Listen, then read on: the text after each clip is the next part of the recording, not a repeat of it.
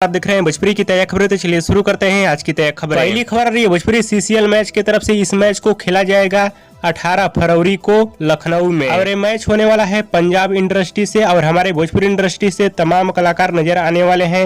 निरहुआ, मनोज तिवारी यानी बहुत सारे कलाकार नजर आने वाले हैं। अगली खबर आ रही है भोजपुरी के पावर स्टार पवन सिंह की तरफ से। कई भाई लोग मेरे से कमेंट करके पूछ रहे हैं कि भोजपुरी के पावर स्टार पवन सिंह का होली गाना क्यों नहीं हो रहा है रिलीज। तो दोस्तों आप सभी को बताना चाहता हूँ, वीडियो एडिटिंग में थोड़ा काम बाकी है, इसी वजह से आप सभी के बीच गाना नहीं रिलीज हो पा रहा है। लेकिन बहुत जल्द आप सभी के बीच 1 से 2 दिन के अंदर में गाने को रिलीज कर दिया जाएगा, पवन सिंह के पहला होली गाने को। अगली खबर आ रही है भोजपुरी के दबंग स्टार खेसारी लाल की तरफ से, जिनका एक बहुत ही जबरदस्त और शानदार होली वीडियो गाना आने वाला है, जिस गाने का नाम है गाल में गुलाल। आज इस होली वीडियो गाने को रिलीज किया जाएगा सुबह 6 बजे ARG फिल्म के YouTube चैनल पे।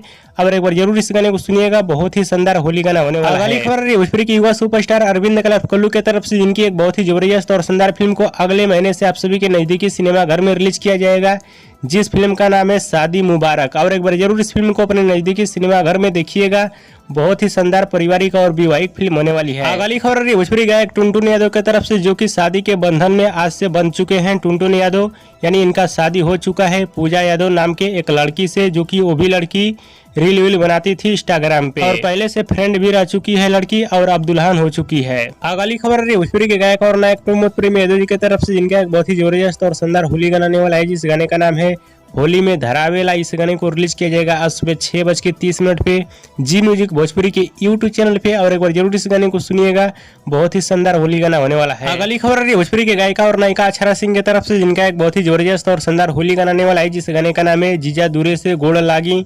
इस गाने को आप सभी के बीच रिलीज किया जाएगा कल सुबह 6 बजे वर्ल्ड वाइड रिकॉर्ड भोजपुरी के YouTube चैनल पे।